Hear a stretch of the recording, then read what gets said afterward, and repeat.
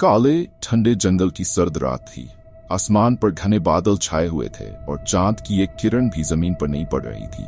इस घने अंधेरे के बीच एक छोटा गांव था, जहां से एक लंबी सुनसान पगडंडी जंगल के भीतर जाती थी। विजय, गांव का एक युवक, उस रात देर से घर लौट रहा था। उसके दोस्तों ने उसे चेतावनी दी थी कि रात के समय इस रास्ते पर मत जाओ, पर विजय को डर कैसा?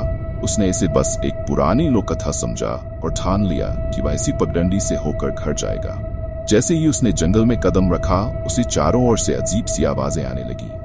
पत्तों की सरसराहट, पैरों की धीमी धीमी चीखें और दूर कहीं उल्लू की भयानक हूटिंग। विजय ने सोचा, बस हवा है, कुछ नहीं, और अपने कदम तेज कर दिए। कुछ दूरी तय करने के बाद अचानक उसे लगा कि कोई उसके पीछे चल रहा है। उसने पलटकर देखा, पर पीछे कोई नहीं था। उसका दिल जोर से धड़कने लगा, लेकिन उसने इसे अपने मन का भ्रम मानकर आगे बढ़ने की कोशिश की।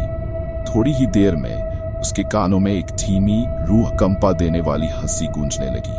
वो ठिठक गया। हंसी की आवाज तेज होती गई, जैसे वह उसके बिल्कुल पास हो।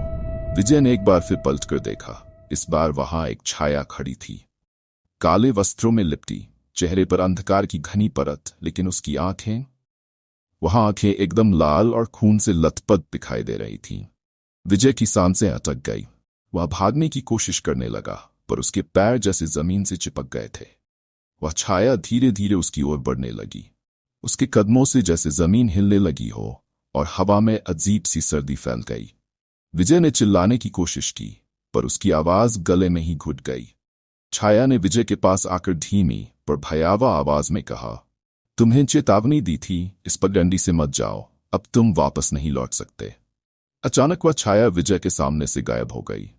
विजय ने चारों ओर देखा, पर कोई नहीं था। लेकिन जब उसने नीचे देखा, तो उसकी छाती में धंसी हुई एक पुरानी जंग लगी खंजर थी। उसकी आंखें धीरे धीरे बंद होने लगीं और अगली सुबह गांव वालों ने उसे उसी पगडंडी पर मृत पाया। कहते हैं कि उस रात से हर पूर्णिमा की रात को उस पगडंडी पर विजय की आत्मा भटकती है, और जो भी उस रास्ते से गुजरता है, उसे वही छाया दिखाई देती है और वह कभी वापस नहीं लौटता।